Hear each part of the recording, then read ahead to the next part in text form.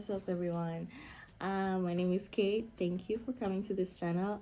It's called Bilax Beauty Supply because that's the name of the store that I run. I have some couple of videos lined up for you guys, so I hope you'll enjoy them. I have one that is really important that I hope gets out, especially this week, because that's about the red flags for consultants. Like, when a consultant says this is just a huge red flag. But I'm saying this because you guys, you need to do your proper research.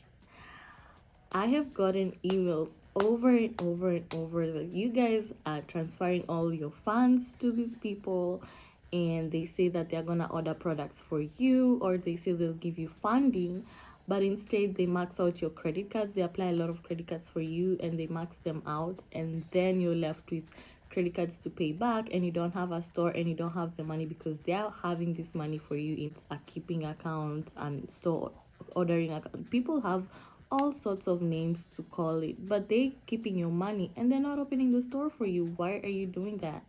So because of these and a few other things that I've encountered, I felt like people keep saying, I can't believe there's no many black owned beauty supply stores out here, or how come this is our industry and there's not many of us out here. And there's a huge reason for that.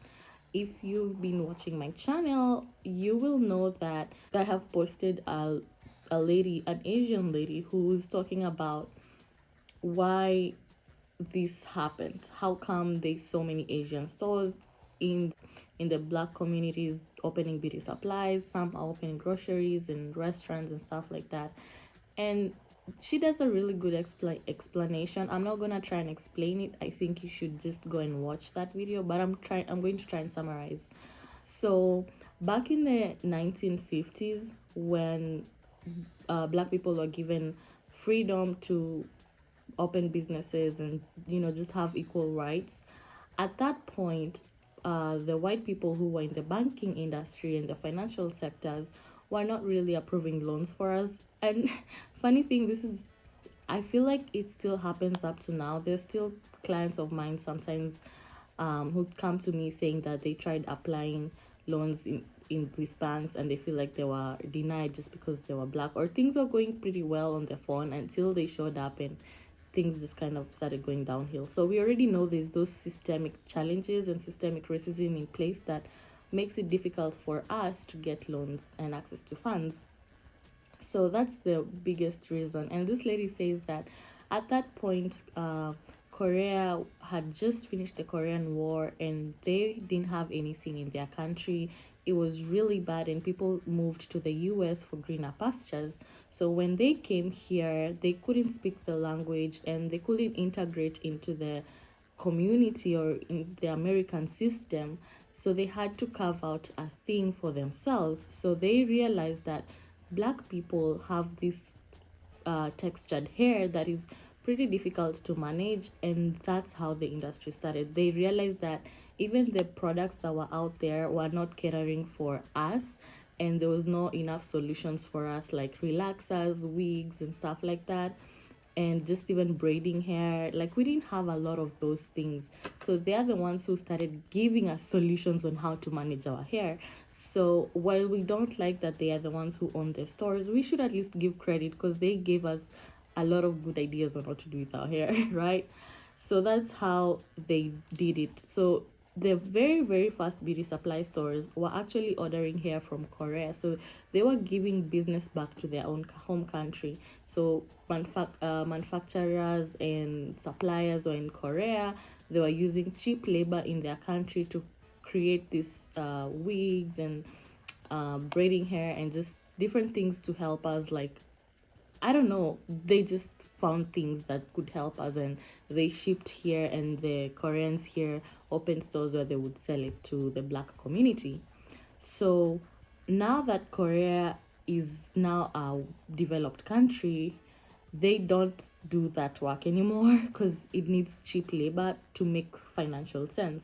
So now that labor has went to China, and China also is a growing country right now, and labor is not cheap anymore. So guess where the manufacturing is at this current time? So now it's moving to Indonesia. so that they can still keep getting cheap labor, so that the products can be cheaper, so that we can afford it. I'm not saying like we're just cheap. I mean, I know we can pay for good quality, but trust me, in my store, every time I can count every time someone comes in and I have a wig for like $49.99, they want like the cheap wigs, like the $19 wigs, $29 wigs, $30 wigs that they find in other stores. So while I get it from a consumer perspective, you don't have funds, and with inflation, I'm just a little bit worried. What are you putting on your hair? Like, that can be really cheap products, materials, and you're just putting things on yourself that you don't know what the end outcome is gonna be. For example, people have been relaxing hairs for a very long time.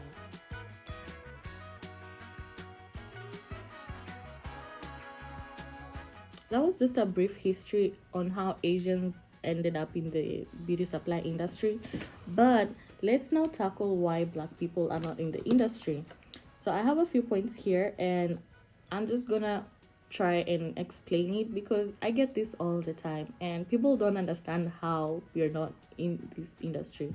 First of all, I'm gonna just say running a business, any business in general, needs you to have this skill. So business skills, but I want to say the entrepreneurial traits. These are things like quick decision making, seeing opportunities, because the industry keeps changing. You need to see opportunities. You need to have at least some background in sales and marketing, because you're selling and you need to market yourself. You need to have risk taking thresholds, because business is crazy. You will end up doing some crazy decisions, and some of them require a really huge threshold for risk. You will need to have consistency, you need to have tenacity, you need to persevere, you need to be humble. Sometimes people will talk rudely to you. It's just crazy. And again, you're working with people, you're working with employees, it gets really difficult. And if you decide to have a salon as well, braiders, some are really good and some are just downright crazy. I will talk about that in another video. I'm just not gonna handle that today.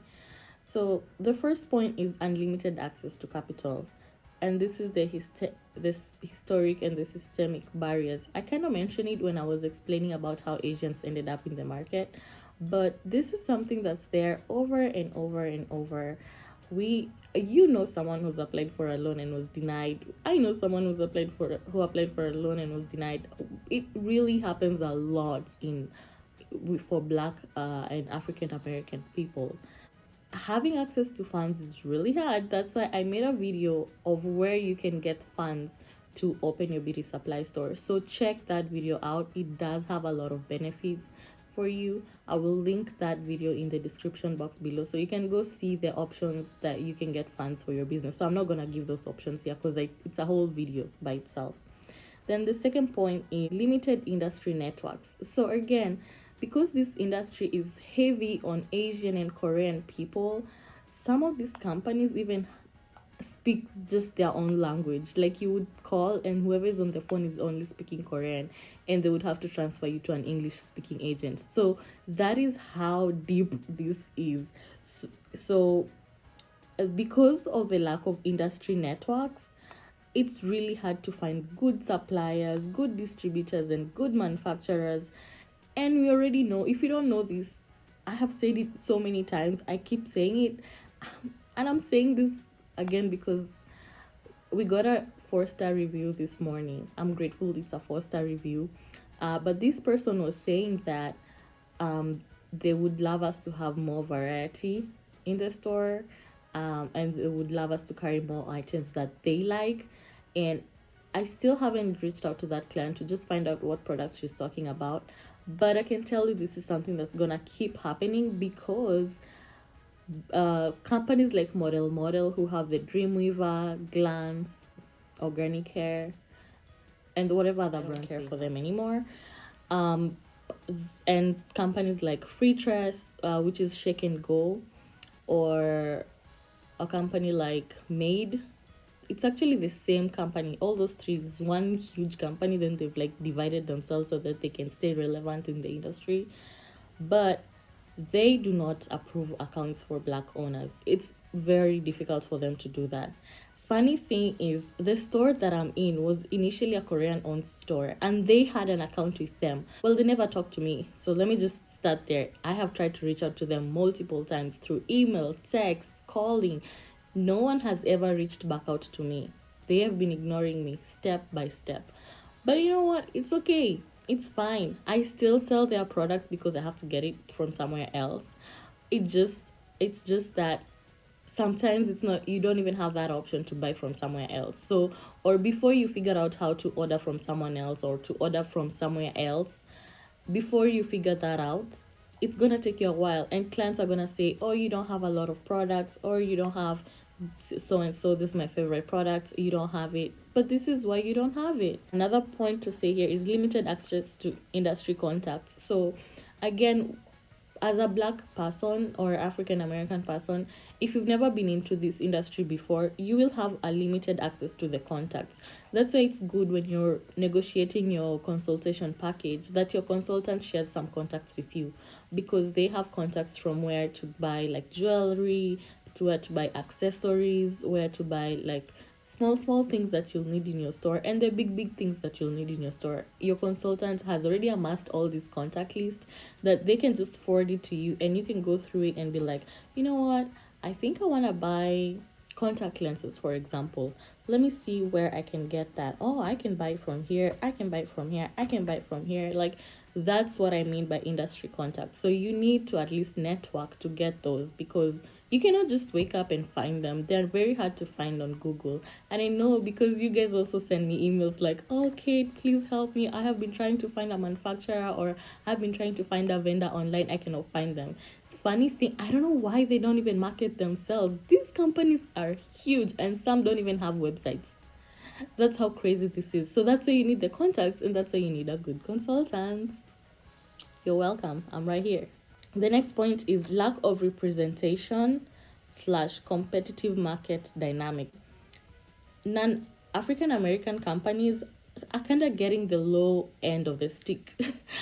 This I'm saying because, first of all, well, we have an organization. There's an organization for black-owned beauty supply stores, but we're still not there yet. We still don't have that kind of impact where like we can just come together and make a decision and just move forward.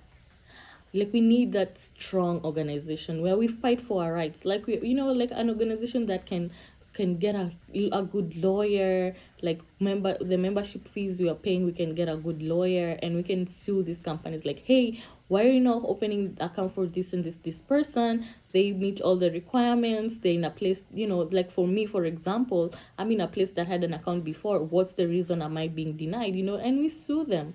We need to start suing them, because this is crazy. There is no reason why you are conducting business in America and you are systematically eliminating a certain group of people. It's just crazy.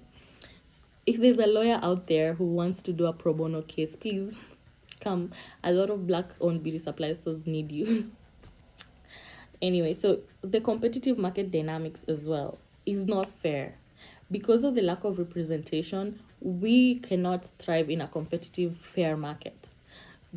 Oh my God, I just remembered this. So this happened. A vendor reached out to me telling me they have this new product. It's braiding hair that has curly tips at the end. You know, instead of braiding hair and putting flex rods and dipping it in hot water, there's hair that actually comes already with the curls. I've talked about this in a previous video. So this vendor was telling me they will sell this hair to me for $12.99 wholesale price, and I can sell it for like $24.99, so like $25. And I was like, $25 for braiding hair? Yes, I get it, it's 6 bunches, but if I divide that by 2, it's like $12 for 3 bunches of hair. Like, it doesn't make sense, right? So I saw a flyer online of a Korean store selling the same hair. Guess for how much? $14.99. Literally $2 extra. So if I bought that hair at $12, I would have, if I'm trying to compete with this Korean store, I would only have to make $2 profit out of that hair. And if you guys know hair, you have to multiply by 2.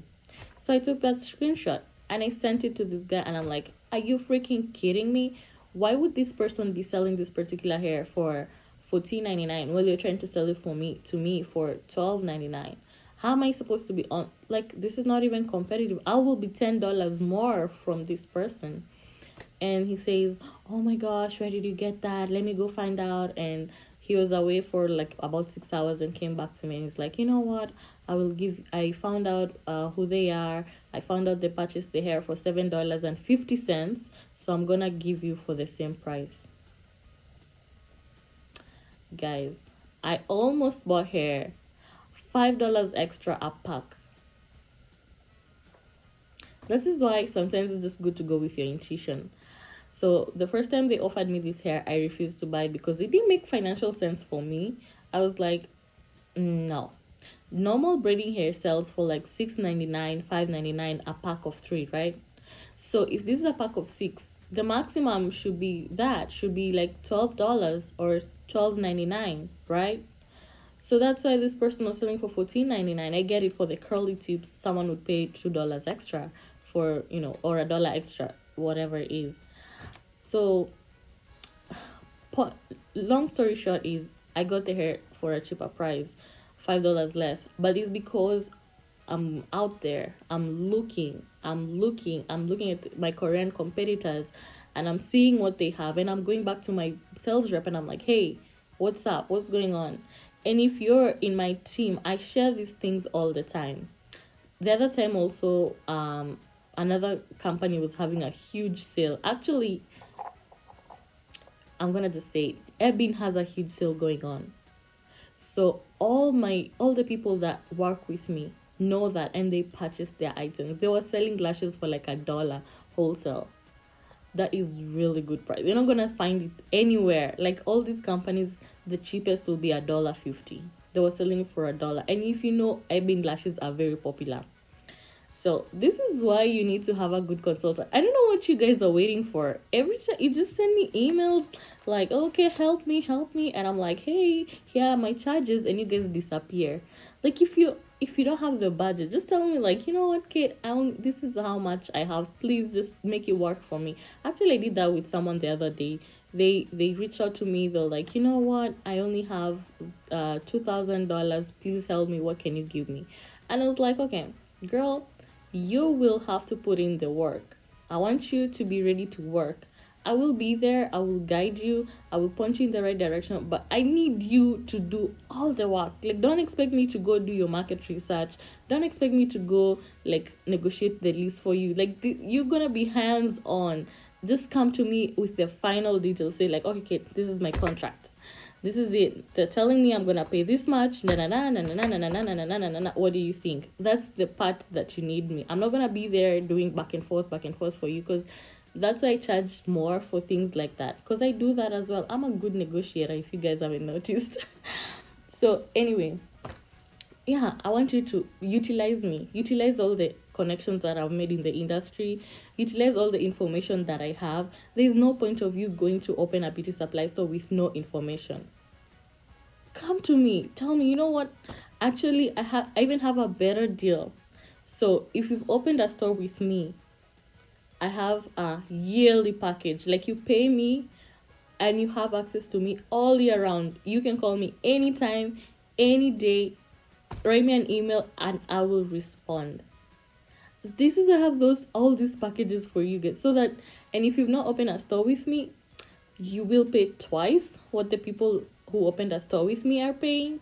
So if my annual fee is like, I want to just throw a number. So let's say my annual fee is like $2,000.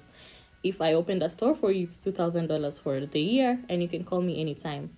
But if I did not open a store for you, someone else did it, you're gonna pay $4,000 for me to have my time for the whole year. Reason being, because the people who opened with me, I know how their stores is going.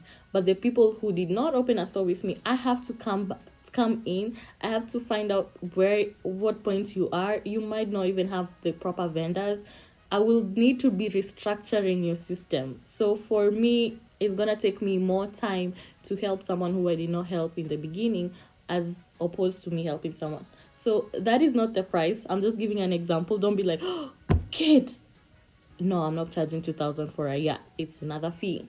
It's cheaper than that.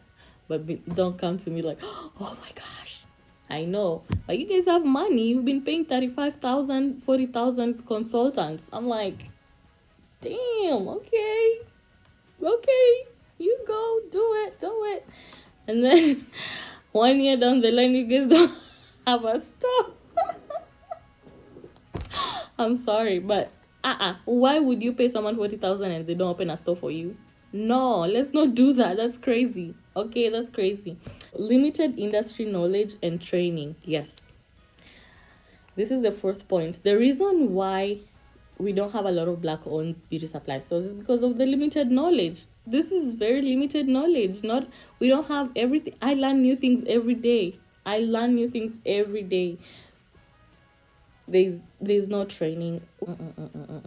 Get good training, get up-to-date training, get people who are actually in the industry right now, people who know what's happening. Okay, so at least get a support network, at least be in a community with some people. You can join my community. I have 2 communities. I have one for people who have not paid me but just need to connect and keep in touch, and so we have 2 WhatsApp groups. They are WhatsApp groups, so if you don't have an WhatsApp account, you need to download one. But and you definitely need a WhatsApp app. You need it because that's how you reach out to suppliers in Indonesia. That's how you reach out to suppliers in China. So you need to have it. And then when you have it, you can send me an email. I'll send you a link. We have one. So if you've paid, if you've been a client of mine, there's one account that's where I post all the details. Like, Ebin is having a sale, Miel is having a sale. You guys, this hair just dropped from this supplier. Go order it right now. This is the cheapest price you'll find. I send out all these deals. And then there's the one that for the people who have not paid me yet, but they just want to find people in their area and just kind of network.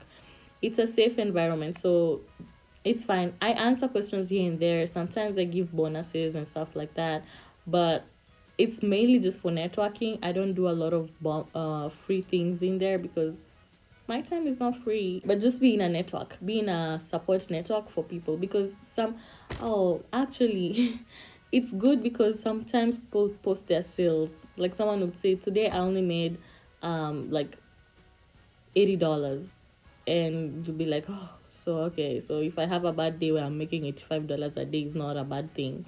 And then some people will post they made 3,500 in one single day, and you're like, okay, maybe I need to rephrase how I pray. If you've been praying oh dear Lord, please help me make $1,000 today, and your friends are making 3,500, why are you limiting your prayer? Then you're like, okay, so if others are making 3,500, okay, even me, put me in that line. Even me, I want to be making like that. That's the whole point of having a support group. It motivates you even when you're doing well and even when you're not doing very well. Not a lot of people have training in business management. There's a lot of things that you need to know: filing your taxes, handling employees, HR, insurance, benefits for your employees, and just regular things like keeping up to date with your expenses, how to separate expenses, how to account for them, budgeting, ways to market your business. There's just a lot of things that you can learn, and when you're networking with people, you actually get to know what they do. All right, and now I'm gonna go to the 5th point. So this is the limited retail space property ownership. It's very hard to get affordable spaces for your store, and also spaces that are in good locations. Case in point, still some people consider beauty supply down the pyramid. So you know how I see online these people have this fight of high-end makeup. So people who are buying their makeup from Ulta, MAC, Sephora, and then there's the drugstore makeup for people who are buying makeup from Walgreens, Walmart, and stuff like that. So there's the Ulta and the Sephora's, and then there's the drugstore, and then there's the beauty supply store. So like the beauty supply store is bottom of the pyramid, so you're like down, down, down there, and you don't have to be. That's why you need to at least make your store look nice. Like if you walked into my store, it does look good. You know, you feel good to be there. It's nice and spacious and all that. And actually, I've helped I think about 3 people right now upgrade their stores. So they call me. They're like, you know what, Kate? Oh, my store just looks like, it just looks oye. It just looks like if people walk in are just like, oh my gosh, let me just help this black owner because they look like they're struggling. No, we don't want that. So call me. Let me help you make your store look nice. Let me help make your store doesn't look too cluttered. Just look like things are just everywhere. Like it just doesn't look good. Like you want to have so that even when you're charging, like even when you're having like $600 wigs, you're charging because you're like, I mean, come on, you know, you know. Anyway, so it's really hard to get these spaces because the way people view beauty supply stores like down, it's hard for you to get even space. Like a landlord or a realtor will be like, I don't think we want a beauty supply store over here. It's just too tacky. I know.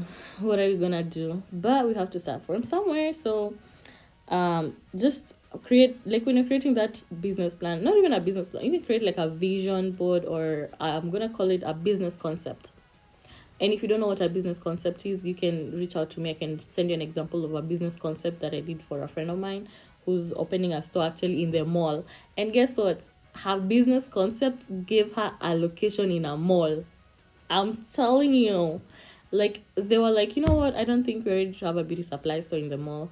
And I told her, no. Like, because she was going for, like, beauty supply store, but high end. Because she was like, she's in a really nice upscale neighborhood, and there's all these Asian stores that her competitors, but she's like, you know what, people in here make good money, so let me give them a high-end beauty supply store. So I'm telling you, the store I'm helping this lady open is crazy. I'm just excited for her. There's things that you can do to eliminate you being denied space for your location. There's a lot of things that they can do to deny you. They'll say, oh, you don't have proper funding, or it looks too tacky for us, or I mean, they'll give you all sorts of excuses.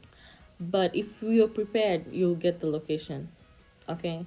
So don't feel like you're too scared. Like you guys are saying you're having a hard time with location. Just keep in mind, these people, some of them are like, they don't want a black business in their environment, and there's unfortunately nothing that you can do about it. They're in charge, and that's why we hope and pray that in the future more black people own these buildings and these properties, and they can at least, you know, help open stores and just help open black businesses and just grow. Like we're at that point that we're like in between. We still have very successful black people and black businesses, and we still have people who are still trying to get into the industry. So we're not there yet, but I'm telling you, our effect in the industry is being noticed.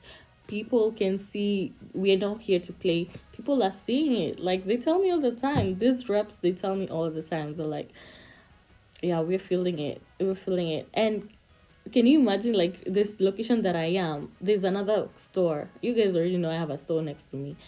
All the money that we make every month, that's money that used to go to them. So they're feeling it. We've taken a huge chunk of money that goes to them.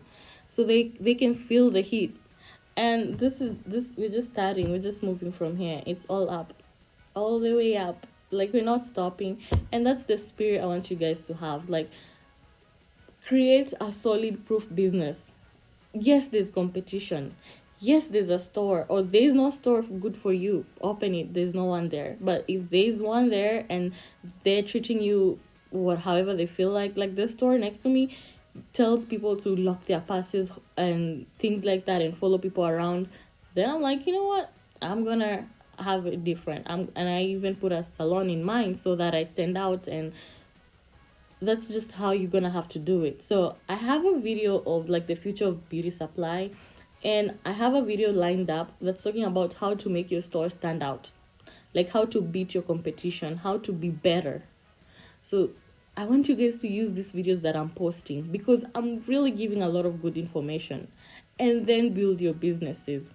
I feel like I've said too much right now, and I want you guys to kind of like understand the video and kind of get why we're not in the industry yet, and figure out, okay, fine, they don't want me in this industry, but how am I going to get in? Because you're determined, you want to get in, right?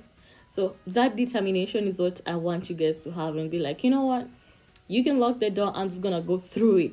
That's the spirit. Okay, so, and if you guys need to talk to me, send me an email. It's at biluxbeautysupply@gmail.com, biluxbeautysupply@gmail.com, and I can't wait to see you guys in the next video. Bye bye.